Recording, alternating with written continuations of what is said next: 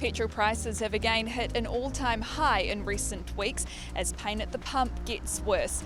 And the bad news, as experts say, an end to petrol price hikes is not yet in sight. Unleaded 95 passed $3 a litre at more than a dozen petrol stations at the weekend, according to fuel tracking website Gaspy.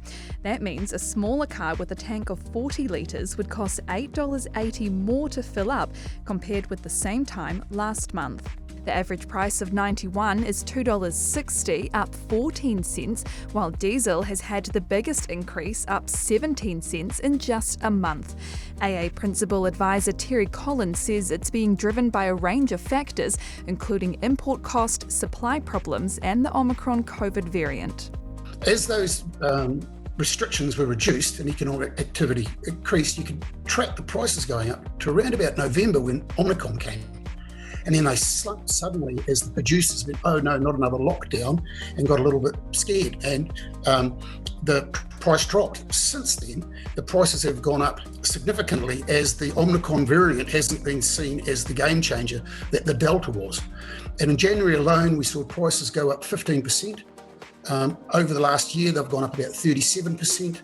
And we're now seeing record highs of around about $93 US a barrel that we haven't seen since 2014. It's not just Aucklanders who are feeling the pinch, as has been the trend in the past. The highest price in Invercargill was $2.69. Christchurch topped with a whopping $2.91 per litre.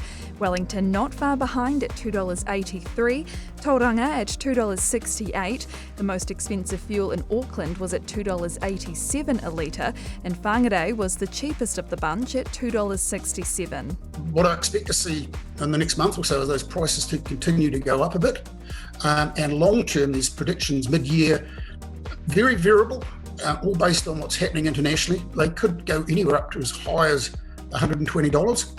But even as petrol prices across the country soar, Kiwis' movements haven't slowed down. The use of petrol is fairly inelastic. By that I mean a 10% increase in price only results in about a 1.5% reduction in its use.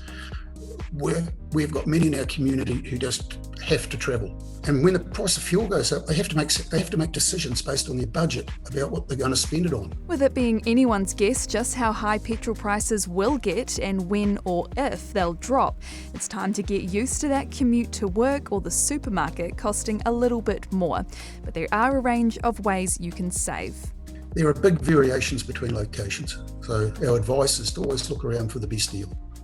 Secondly, cut out your small trips. When you do fill up next time, check your tyre pressure.